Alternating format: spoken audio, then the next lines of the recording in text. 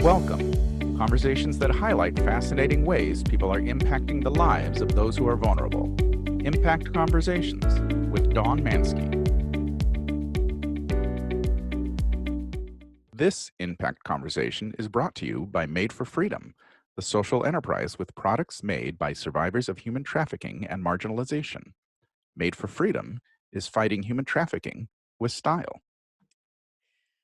Welcome to Impact Conversations. Over the past several years, I've met some amazing people doing fascinating things to help empower marginalized populations, alleviate poverty, prevent human trafficking, and come alongside the most vulnerable people in our world.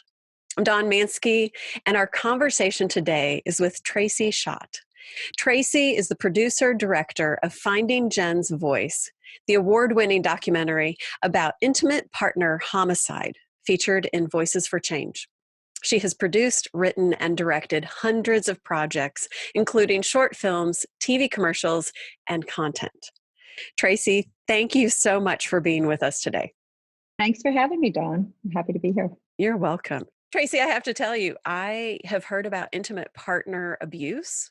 And we met a year ago in Dallas, and I was so excited to hear you talking about this film you had produced, Finding Jenn's Voice, and excited to learn more about that. But I'm just not real familiar with intimate partner homicide.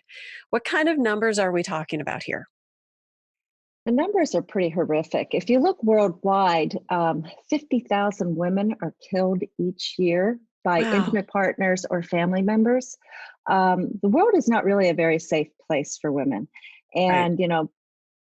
Prior to the coronavirus, I was saying, if we had any other disease that was killing 50,000 women, people a year, the World Health Organizations would jump in and say, we got to do something about this, right? Right. And little did I know that that was just around the corner when I actually wrote that. And, but the reality is that's been going on for years. And the world just isn't safe for many women. We tend to think that happens in third world countries, that we're talking Africa, Asia, the Middle East. India. India. Sorry, folks. It's also happening here in the United States. For years, we've been looking at a statistic of 3 women killed each day by an intimate partner. However, in the last few years, the number has been climbing. And we're seeing that in 2017, the numbers were more than 4 women a day killed by an intimate partner. Oh, wow. When we talk about an intimate partner, we're talking about a husband, ex-husband, boyfriend, ex-boyfriend. The majority of people killed by their intimate partners are women killed by men. And that is more than 90% of all intimate partner homicides are women killed by men. There is a problem also within the LGBTQ population, which the numbers we don't really know as much about because the research really hasn't been done. And those numbers are only just coming to the forefront. And some men are also killed by their intimate partners. But frequently, men who are killed by intimate partners there's also a history of intimate partner violence against women in those relationships. So it's a big problem. 1 in 3 to 4 women, 27% of women, as reported by the CDC, 27% of women are abused in the United States in their lifetime. Really? 27%. So that's more than 1 in 4. Oh, my And goodness. in some studies, it's 1 in 3 women have a history of physical abuse. The physical abuse is only just one aspect of intimate partner violence, because really the scariest part of intimate partner violence happens within the power and control within a relationship where the intimate partner is controlling your entire life. They control your finances, they control who you see, who you talk to, they're looking over your shoulders when you're on the computer, they limit who you're allowed to talk to on Facebook, or they say no Facebook at all because That's where you might meet somebody else. In extreme jealousy in those relationships. Mm. So these intimate partner violence is much bigger than black eyes and broken arms. Yeah. So with the people you're listing off, I usually think of it as someone you're living with, but not necessarily, because you're talking ex-husbands and Mhm. ex-boyfriends. So Yeah, and is that very common, or yeah, is it's it very common. And in fact, the most dangerous time in an abusive relationship is when the victim tries to leave the perpetrator because he's losing control, right? right? So if you have a relationship that is based on one person controlling the other, and that person decides they're done and they're going to leave, the risks to that person actually go up. So we hear all the time, why doesn't she just leave, right? Hmm. It's not very safe. It's not safe just to walk out the door. You have to safety plan. You have to have support. You have to plan for it.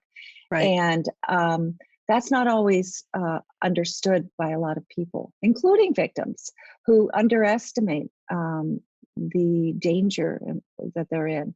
There's been a lot of research done, Dawn. The research on intimate partner violence has been going on for more than 40 years. Wow. And we know a lot. Mm. The researchers know a lot. The Yeah. professionals know a lot. The media knows nothing. Right. The victims only know their own experience and what they've learned from other people. There's a real disconnect in the field between what is known by the people who know Hmm. and what is not known by the vast majority of the public who need to know in order to stop this. When so many people, when 1 in 4 people is a victim of abuse, you know somebody. I know somebody, whether you know it or not, Mm. somebody in your life is a victim of intimate partner violence, and it's Right. not going to stop until we deal with it. And it takes a collective will. You know, when you're doing a massive social change, Hmm. and when 1 in 4 people is a victim of physical abuse, then we know that that's part of our social fabric. It's Right. part of it's part of our culture. It's how we talk to each other. It's how we exist with each other. To make that change, it takes massive will from all sectors of our society. And to teach young ladies about this is appropriate behavior, and this, just the whole healthy relationships versus not Yeah. And is. not just young ladies, but young men. You know, Yes. I'm the mother of 2 sons, Mm. and, I've had conversations with them. This is appropriate behavior. This is not. That's controlling. That's not okay. Right. We have to teach all young people what a healthy relationship looks like, because there's not a lot of role models out there. And if you don't grow up within a really healthy relationship, then none of us is perfect, right? Hmm. We're all growing and learning. I'm sure that I've set bad examples for my kids at times, but Hmm. it takes um, a focused will to make it happen. You've got to think about it. So, we need to talk to educators. We need to talk to parents. Um, and I've on this new website, I'm doing training for police, for law enforcement, training for healthcare professionals, really trying to help people who have the ability to intervene, Mm-hmm. um, give them the knowledge and the basic understanding. So I always say what I'm offering is really domestic violence 101, but it's a lot of information that most of us don't have. Right. So, how did you tell us a little about your background and how you got so passionate about this? So I was a social worker. I have an MSW. I was a child and family therapist.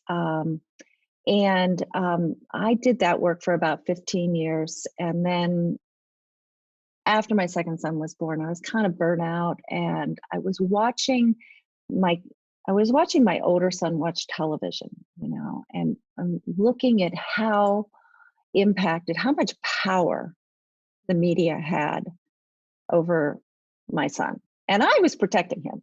He was not watching, you know, South Park when he was 5, Right.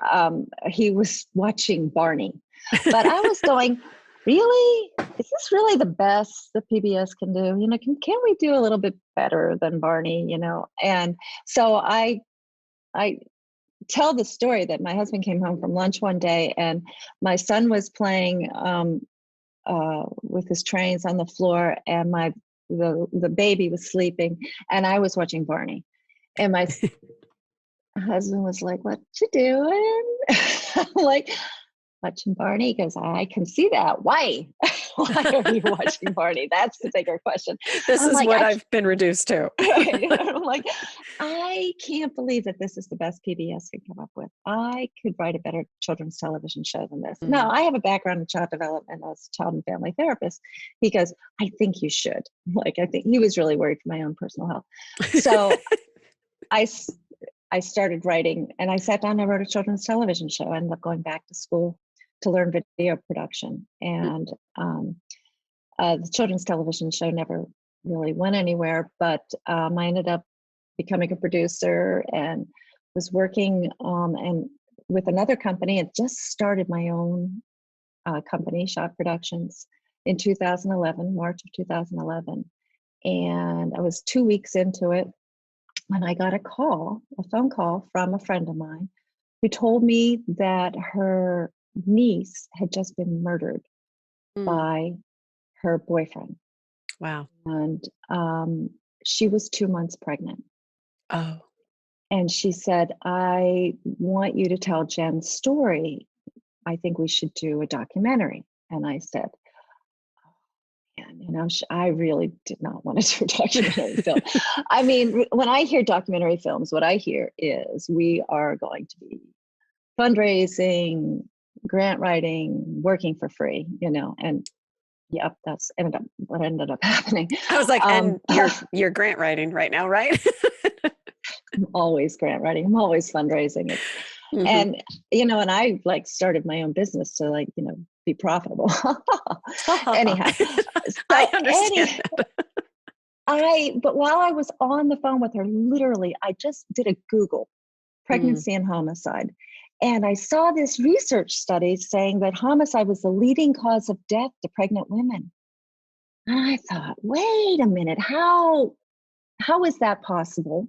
It's the leading cause of death to pregnant women.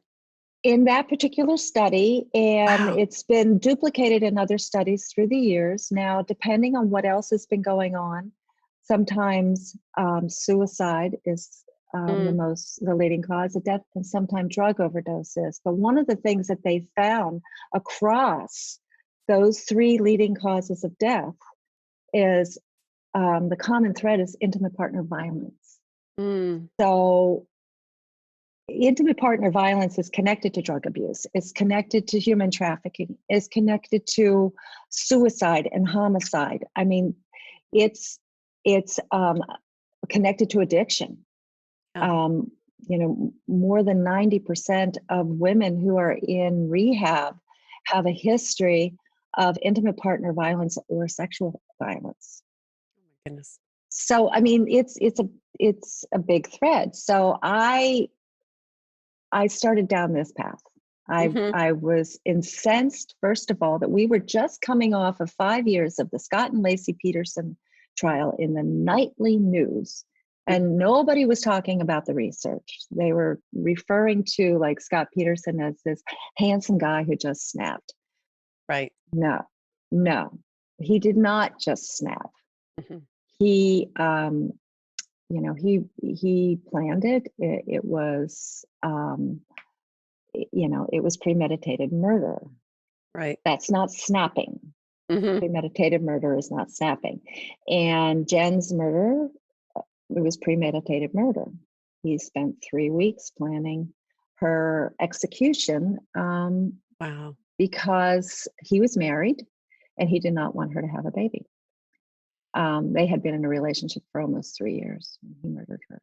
Oh my. So this kind of unraveled for me all of these layers of intimate partner violence that I wasn't aware of. So I ended up doing this film, and it took 4 years to make the film. It's been released since 2015. Nice. And, you know, a lot of people have seen it. A lot of people in the world of domestic violence, you know, of the intimate partner violence. Like Right. I always say, I'm preaching to the choir. Right. Exactly. The choir loves my hymn, Yes. but I really like, you know, the non-believers to see it. hmm yeah, it's those outside of there. So those conferences that like the crimes against women, crimes against Mhm. children, I Yeah. actually, for the people putting on the conferences, it doesn't sound real flattering, but I call them horrible conferences because they're these amazing conferences with all these people fighting these horrible issues. You know, like it would be beautiful if we didn't have to have a conference that specifically addresses crimes against women. But yeah, I can totally see getting the word out to the average person that needs to know about this. So I do have one other question with the just the statistics or the frequency of this, and that is what how does that change when there's a child involved?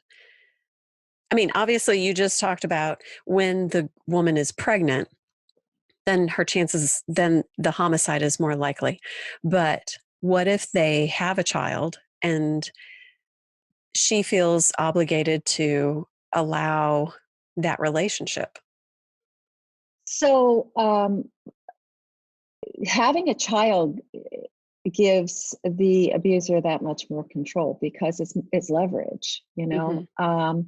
people people who are homicidal, you know, they're kind of they're sociopaths. You know, I mean, if you truly believe that it's okay to take somebody's life, um, because they're not acting the way you want, they're not. These are people who are terribly much. They're capable of really connection, right? So Mhm. the child becomes another tool in their toolbox of control, right? Mhm. So if you do this, I'm going to, you know, hurt the child.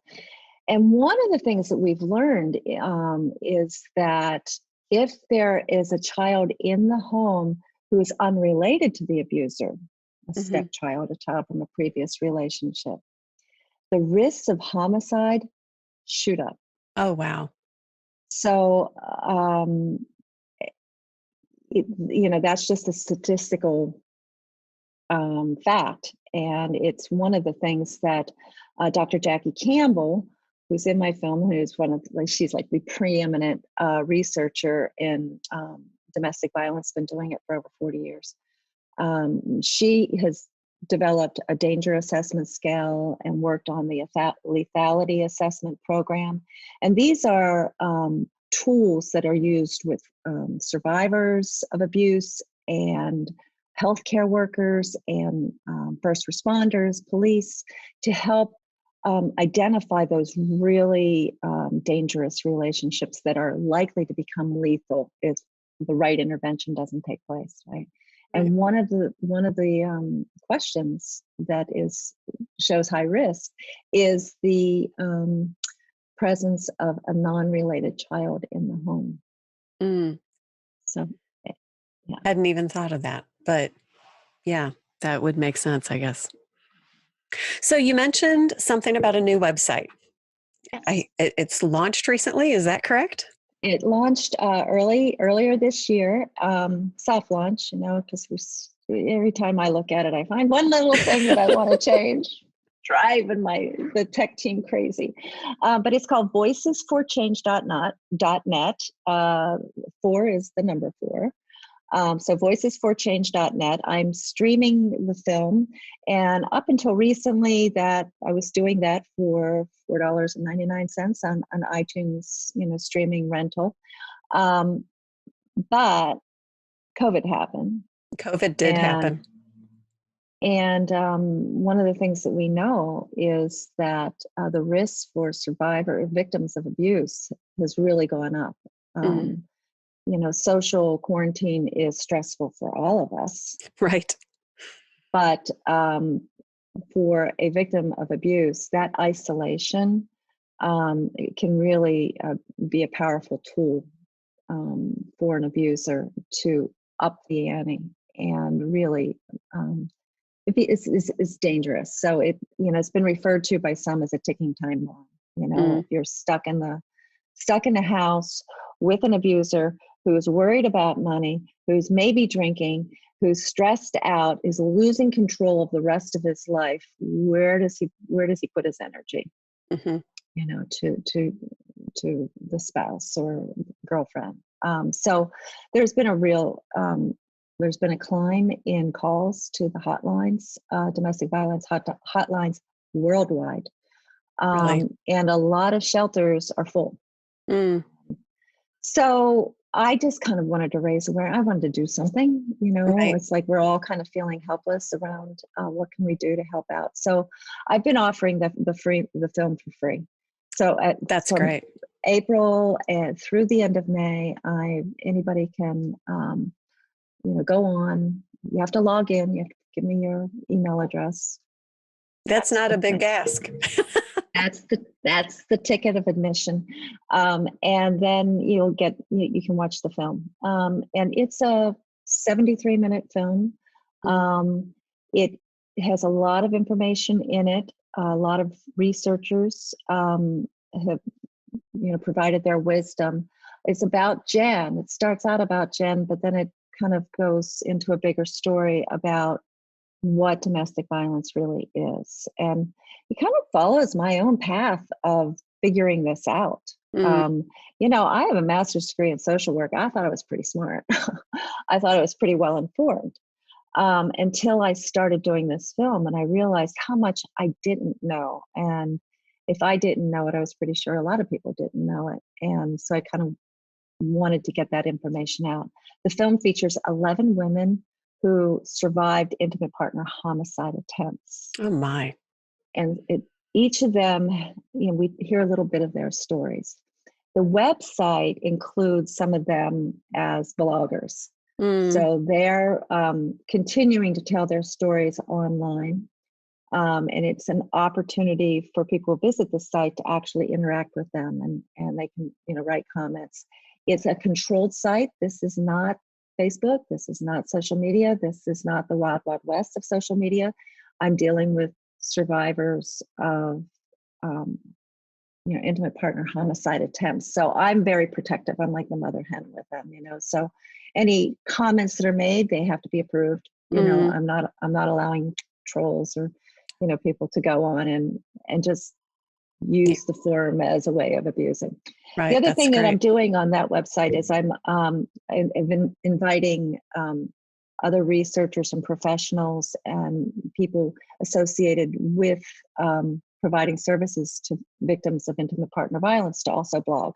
So my big goal here is to create that connection. Nice.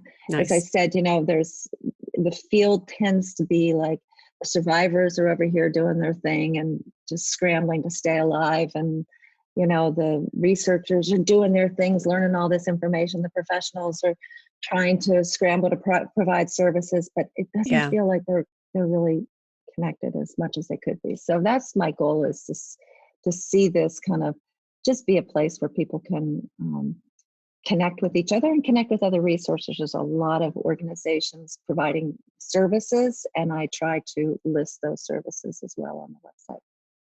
Just providing a network for it's a networking tool. Yeah, exactly. That's awesome. That is very cool. When I got the URL, I couldn't get .com, so I got .net, and it turns out that makes sense. Yeah. it's networking, Right, exactly. So what are some ways that the average person can just kind of be aware of, kind of keep an eye out or help in a situation that they suspect this is happening? So I always say the first thing we can all do is just learn more, right? And so watch the film. I mean, the researchers provided like some really solid, data-driven information, but the survivors put a human touch on. They really help us connect with our hearts. So I really wanted the film to be not just about all this information that from your head. I wanted it to connect to your heart, because I really believe that until really people connect with their hearts, they're not really going to change. They're not going to be. It just becomes statistics. Exactly. Stories really bring it home and make it. I mean, I know stories that I've heard over the years that have impacted me. So yeah, that's what a wonderful way to kind of bring the reality to people, and through stories of these women. And it's a lot of, we didn't do reenactments. We don't show. It's not graphic. Mhm. But when you hear firsthand stories, it does move you. And it kind of, I always say, so we want to move the dial. So kind of getting back to your question, the watch the film, Mm. learn more about what intimate partner violence really is. Mhm. I lay out what I call the anatomy of an abusive relationship, which talks about how it progresses, how it starts with this romantic guy or person sweeping you off your feet and making you feel like you're so special.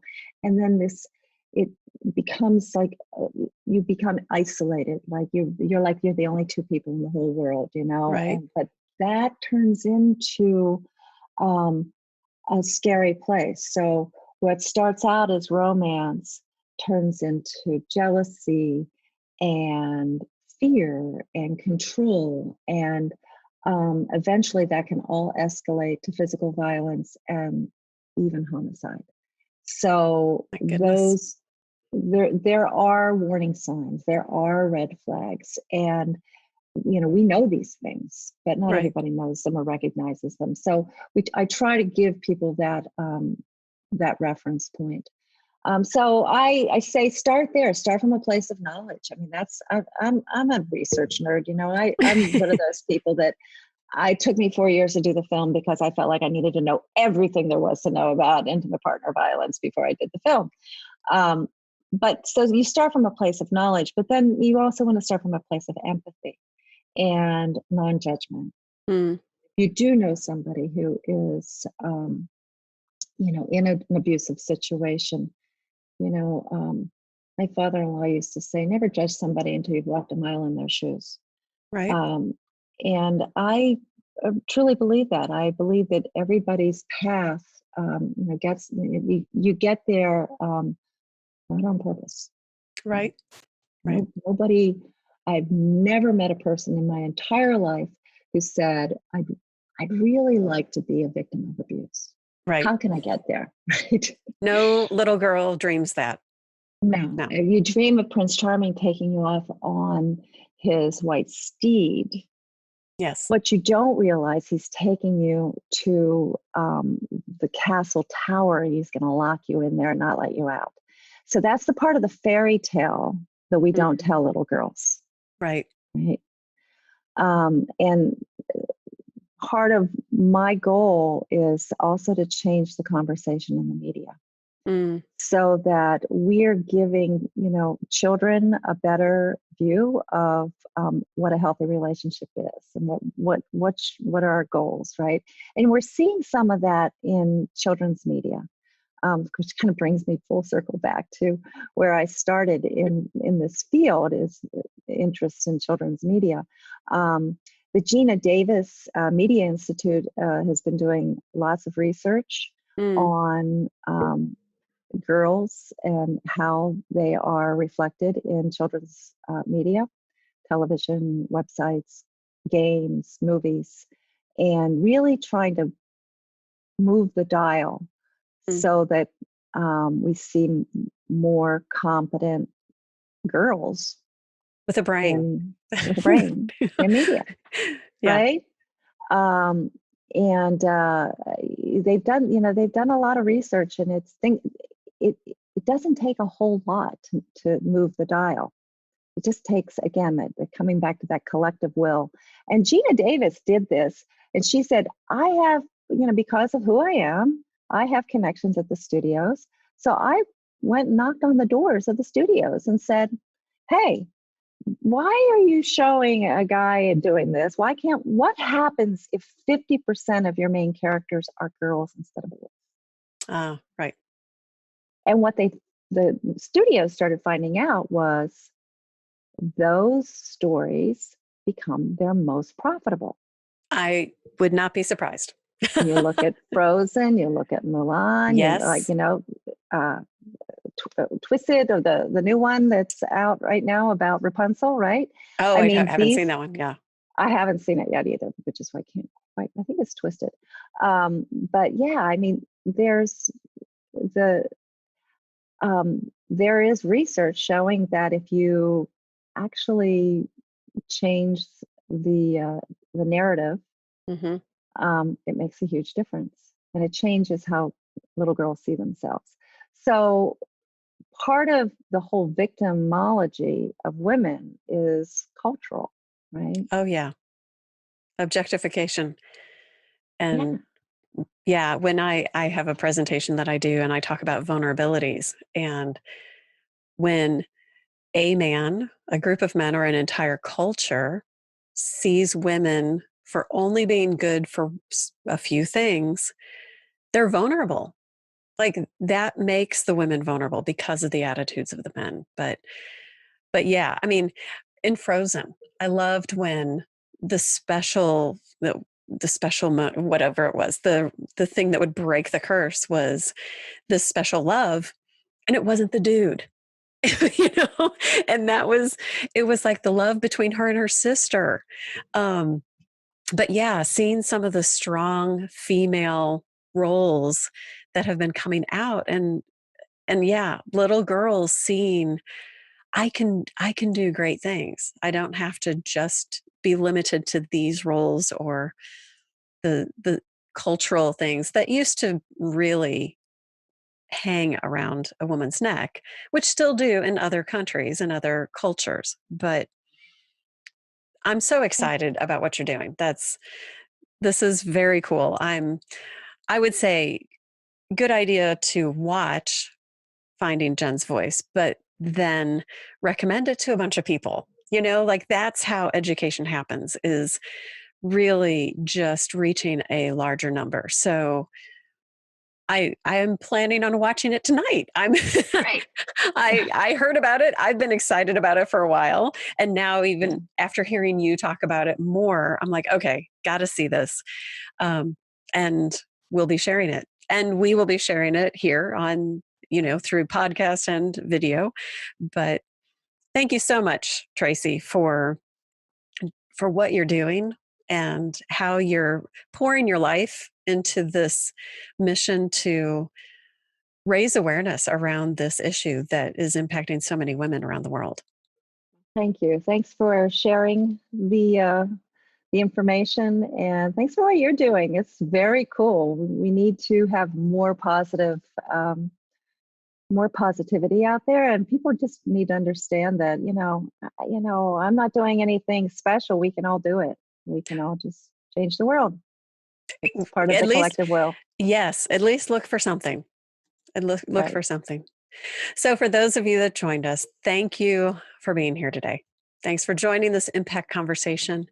If you enjoyed this episode and would like information about upcoming Impact Conversations that will be as interesting or more and different topics, look below for the link and you can subscribe, join. You can also nominate someone who you think would be a really great guest on Impact Conversations. Thank you for joining us, and keep looking for ways to positively impact our world. Don't forget to subscribe and join us next week for another Impact Conversation.